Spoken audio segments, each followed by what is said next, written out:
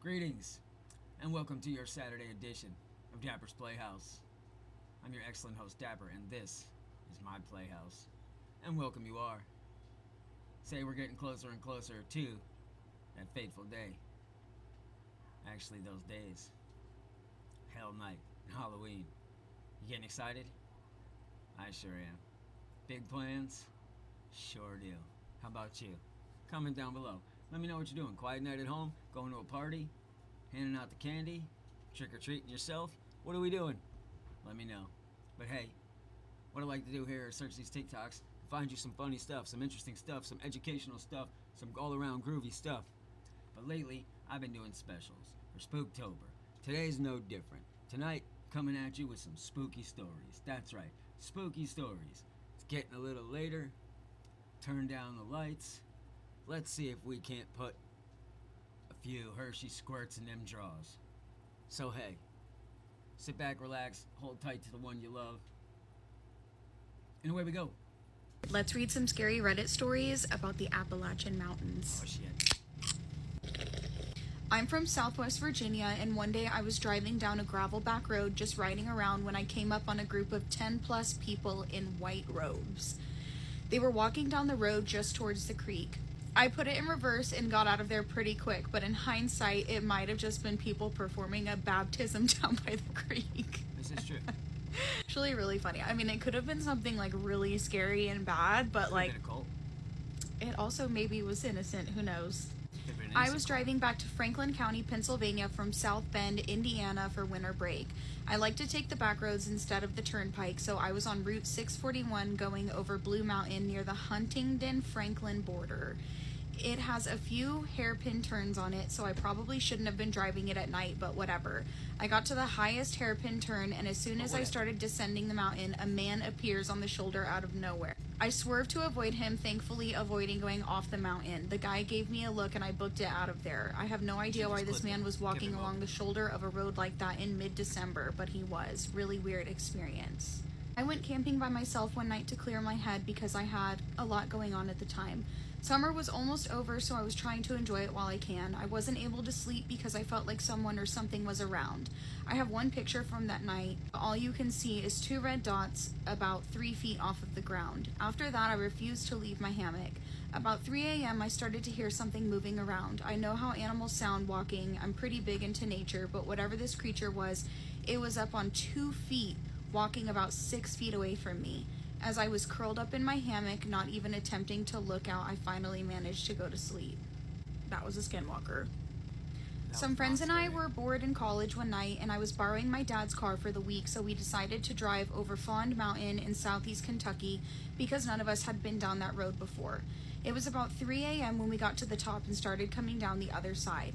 At first we saw what looked like a large cat about the size of a mountain lion, but it was running through the woods on 2 feet. We drove as fast as we could to get to the next town, which was Clearfield, Tennessee. When you get into the town, there's a street light on either side of the street at the city limit sign. The lights looked like they were floating back and forth across the road, switching places. As we drove through the town, we saw 2 men putting what looked like a body bag into the back of a van. Whoa. At this point, I floored it and found the first open gas station I could find to get directions back. I still have no idea what we saw or why. That sounds like some Jeepers Creepers shit. Not scary. I'm a solo female hiker, and I encountered poachers with pew-pews in August in North Carolina. Wow, that's It was at a terrifying. hostel, so I wasn't completely freaking. It appeared that they might have been on Schmeth. They told me not to go on the other side of the ridge because that's where Bigfoot was. They showed me pictures of his footprints. I left. That's a great story. Hey, they might have been on something, Scariest though. thing about this was this bitch. They might have been on something and on to something. Just move along. My mom always yells at us about checking if the front door is locked every single night, and after reading this story, I know why she does that. So one of my followers named Aaron and Henry DM me this story on Instagram, and honestly, it's the kind of thing that sounds like a nightmare, until you realize it could happen to anyone. So Aaron told me they had just moved into a small house in North Carolina, tucked away in a very quiet neighborhood. She told me it wasn't fancy, but it was theirs, a starter home. And she told me they had only been there for about 3 months when this happened. So she told me it was a normal Friday night. night. They ordered pizza, they watched a movie, and went to bed around midnight. She told me Henry swore he locked the doors before coming upstairs. Erin even asked him, "Did you double check the back doors?" She told me he nodded and said, "Yeah, I got it," and they fell asleep fast. But at around 3 o'clock-ish, Erin told me she woke up. She said she didn't know why. There was no noise, no light, just that uneasy feeling that something was off. She told me she rolled over and noticed Henry was asleep, breathing steady. But then she told me she heard something. The faint sound of floorboards creaking downstairs. Not the kind that happens when the house settles at night, but this was more slow creaks, like someone was tiptoeing, like you knew there was something or someone down there. She told me at this point she nudged Harry awake, whispering, "Did you hear that?" Which he then mumbled, "It was probably the cat." Except they did not have a cat. That's when Erin told me that she knew Henry was dreaming and he was a lost cause. Erin told me the sound came again, one slow creak, then another, then silence. Erin told me her intuition was on fire. She got out of bed, tiptoed to the hallway, and peeked over the stair railing. She told me everything was dark except for the faint glow from the kitchen's nightlight. And that's when she told me she saw it. The outline of their front door, it was wide open. She told me she froze out of shock and then rushed back to the bedroom. She shook Henry up, telling him that the door was open. So Erin told me at this point, Henry got up, he grabbed the baseball bat, and told her to call 911 while he checked it out. But before she could even reach for the phone, they both heard it. Footsteps running down the hallway. Not from upstairs where they were, but from the kitchen. Erin told me Henry stepped into the hallway. His heart was pounding and he flicked on the light just in time to see a figure dart down the stairs and right out the front door. She told me Henry ran after him, but by the time he reached the porch, whatever it was had already vanished into the darkness. At this point, Erin told me she was shaking, still clutching her phone, when Henry then came back inside, slammed the door shut and locked it, and that's when Erin told me that they both noticed something horrifying. The deadbolt wasn't turned because it was never locked. When the police arrived 20 minutes later, they searched the area but told Erin and Henry that they found nothing. No fingerprints, no signs of forced entry, nothing except for one thing. A set of muddy footprints near the kitchen doorway. They led from the back door straight to the stairs. Erin told me that's when it hit her. Whoever was in their house had probably been standing at the bottom of the stairs, listening to them sleep. And if she had not woken up when she did, they might have not even realized it until it was too late. So Erin told me the police told them that it could have been a break-in attempt, maybe someone testing houses to see which one was unlocked. But Erin told me that Henry said something that still didn't make sense. The pizza box from earlier, it was gone. Whoever was in the house hadn't stolen money, they didn't steal jewelry, they didn't steal furniture, they didn't steal clothes, they didn't steal shoes. They just ate and left. Now Erin and Henry have cameras all around their home. Every night before bed, they walk through the house together, checking every single door and window. And this is why Erin told me that you all need to check your doors if they're locked before bed. With pizza leftovers. Let's read another scary story that was DM'd to me. So I have a scary story that happened to my grandpa. Not super long, but creepy. He was in high school and he went on a date with this girl. After the date, he dropped her off, and when he got home, his dad was sitting on his couch. He said hey to his dad and walked up to bed. The next morning, he woke up, and when he went downstairs, his dad asked him, "Who was that walking behind you last night?" He told his dad no one and that he came home alone, but his dad insisted that someone was walking behind him. This all happened in Roanoke, Virginia. Another short story that happened to my grandpa is his mom passed away not too long ago, and one night he woke up to his mom standing at the end of the bed staring at him. He turned his bedside light on and just went back to sleep. This happened occasionally where he would wake up and she would be standing over him or somewhere in the room. Okay, the first one is obviously really freaky, and the second one is also creepy, but maybe Grandpa's mom was just trying to say hello or something. Hopefully it wasn't anything posing as the mother.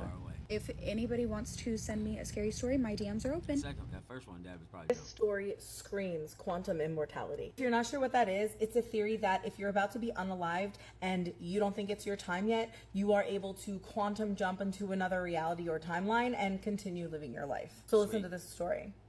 So this man was working at his local gas station, and he said he was the only one at the store at the time. He looks up out the window and he sees somebody pull up to one of the gas pumps. He said he's not the best at identifying cars, but it looked like a middle to upper class, fairly new, white four-door car. He says a woman gets out of the car and she starts walking towards the store door, and it looked like she was out of it, like in some kind of a daze. She approaches the door and she just kind of stares at nothing, zoning out for a few seconds before she opened the door and came inside. He says she walks in and she just stands there. She doesn't start shopping and she doesn't start looking at anything, just still completely zoned out. So after standing there for way too long, he finally says, "Welcome, let me know if there's anything I can help you with." So this makes her snap out of it and she notices him, and then she proceeds to ask him the weirdest question he has ever been asked while working. He just deadpan stares at him and asks, "You can see me, right?" So he's like,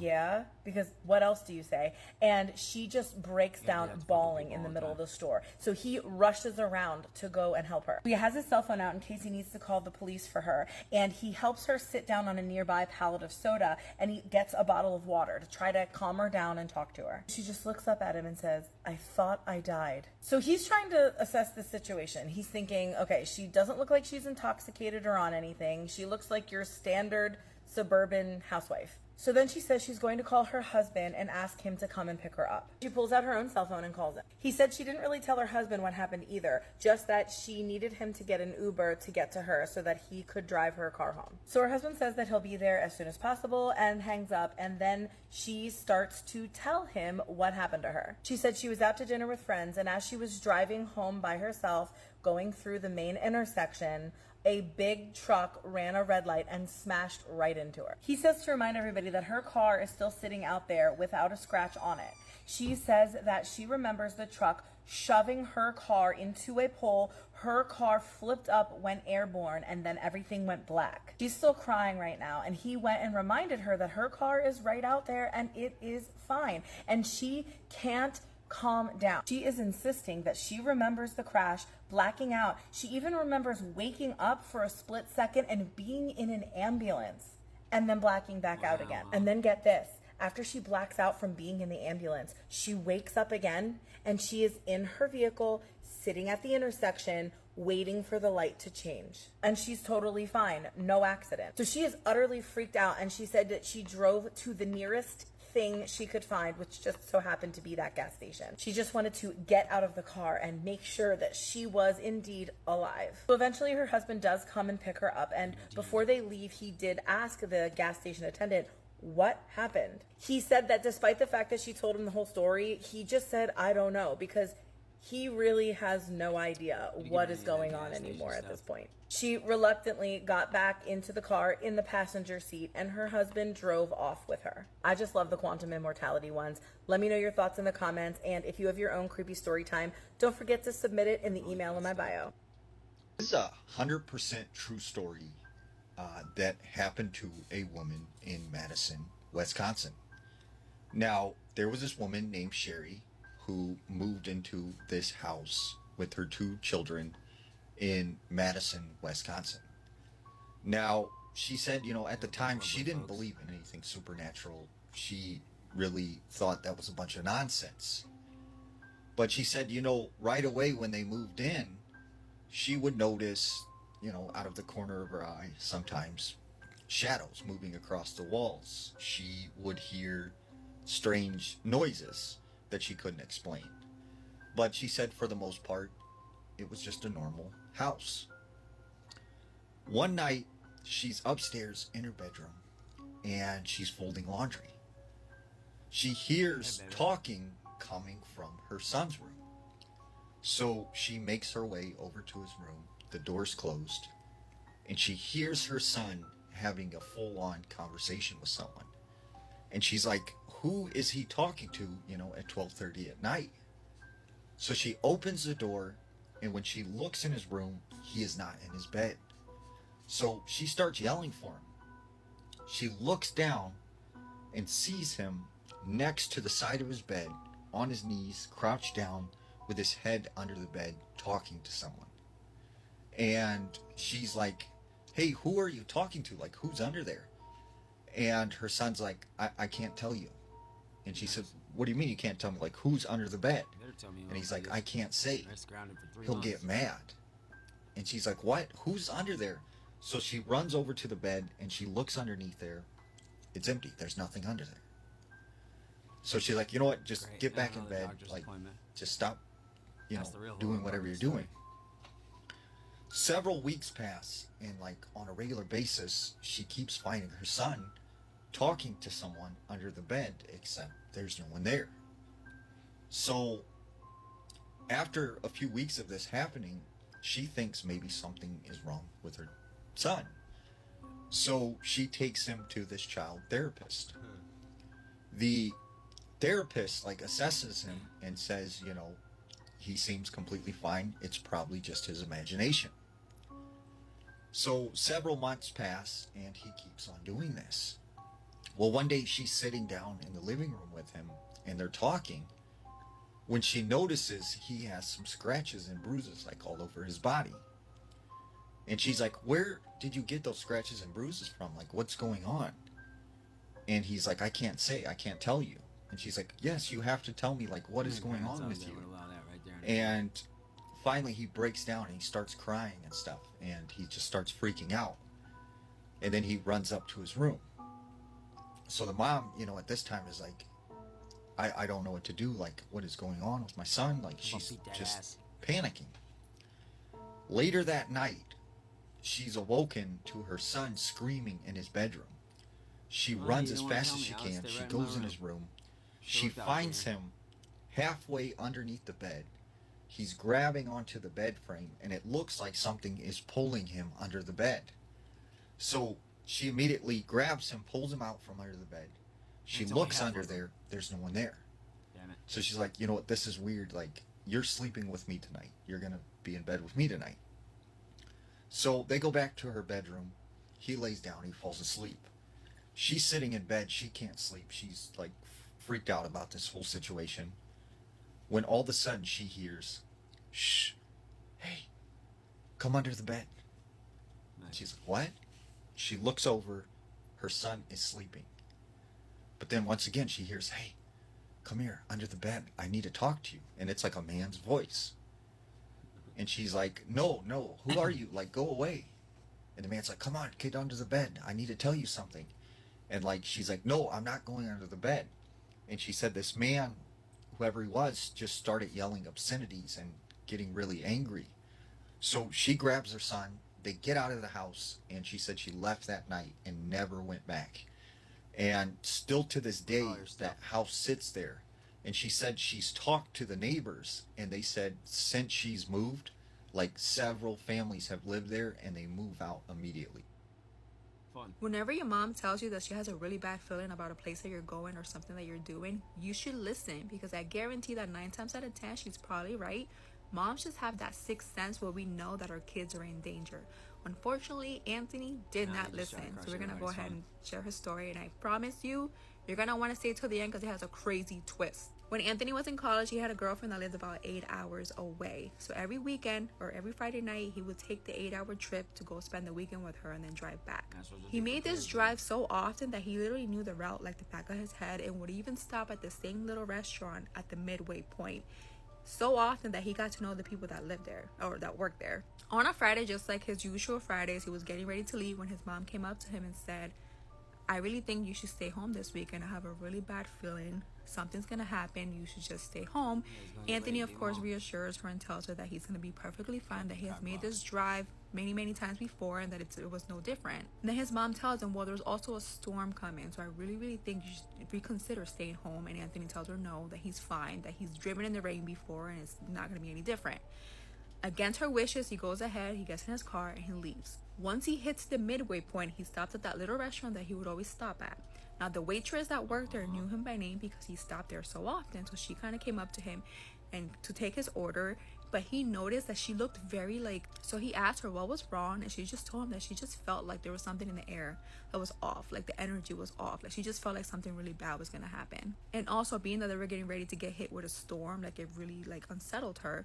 Anthony kind of shrugged it off and continued on. He ate his food and left. As he was walking out of the restaurant, he noticed that as soon as he walked out, the waitress went and locked the door. Like he was literally the last customer they were going to take because they were all going to go home. He decided to kind of shrug it off, not let this really bother him. He got into his car and continued the rest of the way. He would typically listen to podcasts on the way, so he just put on his podcast and started to drive. At this point, it started to calm down really hard, but he wasn't worried because, again, he's driven in the rain and it wasn't a big deal.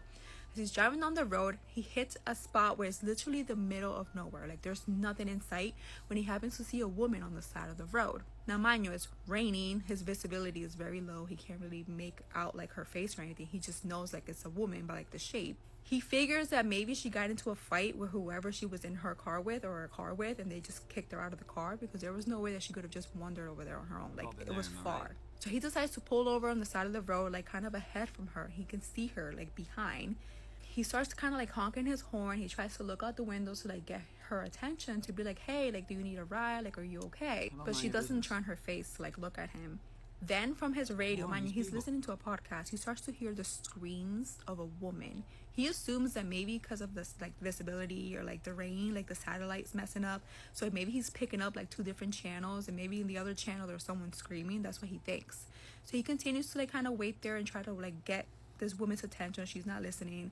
He kind of looks down to try to mess with his radio. When he looks back like in his rear view mirror, he sees that the woman is now right behind. Her face is like right up to the window, and he has a clear look at her face, and her face looks deformed, like something is seriously wrong with her.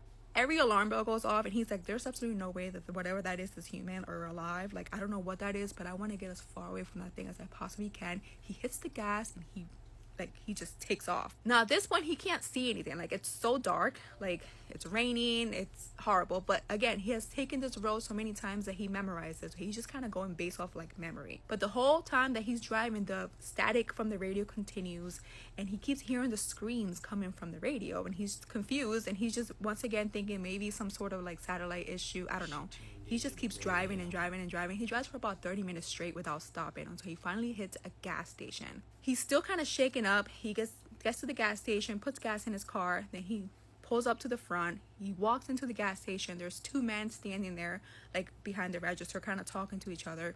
He goes and grabs his snacks. He pays for his snacks. As he's walking away, getting ready to get back into his car, one of the men looked at him and said, hey, where are you going? Anthony looks back at him and goes, like, I'm going to my car. And the guy goes, what about your wife? Are you gonna leave without your wife? Anthony's like, what wife? I didn't drive here with anyone. I'm by myself. What you talking about, The man then tells him, no, you're not. When you pulled up to get gas, we saw when a woman got out of your passenger seat, and she got out and she walked towards the back of the building. We thought she was going to the bathroom. So the whole time Anthony was driving in the car with the woman from the window. No shit. Anthony then tells him, absolutely not. I'm here by myself. You have to believe me. You can go check the bathroom. There's probably not going to be anyone there. The one man then tells him, well, you're very, very lucky because that road that you just took is known for a ton of car accidents. The fact that you're even standing here, even able to speak to us, like, is incredible because there's so many people that never make it. So what he encountered was definitely some sort of like demonic idol spirit thing that maybe makes people crash. Is a lot of times when there's a road that has had a lot of car accidents, it's usually tied to like the spiritual. There's always something there causing the accidents. Needless to say, once Anthony made it to his girlfriend's house, he pretty much told her that you need to move. Like, either I need to move or you need to move back. Like, I can't keep making this trip back and forth. Yeah, you can stop hitting it. It ain't worth it. What do you know, folks? Just like that, we come to the end of your Saturday Playhouse session. It really wasn't as spooky as I hoped. But hey, we're gonna keep on trying. You know what I'm saying. Ain't how you start, it's how you finish. So hey man, I hope it was everything you dreamed it could be. We'll be back tomorrow to do it all over again. So you got your night ahead of you. Watch some scary movies. Have some snacks. Cuddle up nice. Hopefully it's getting chilly where you are. So hey, other than that, I don't know much. But I do know, if you can't be good, be bad. And remember, you're never too old to play. I'll catch y'all on the flip side.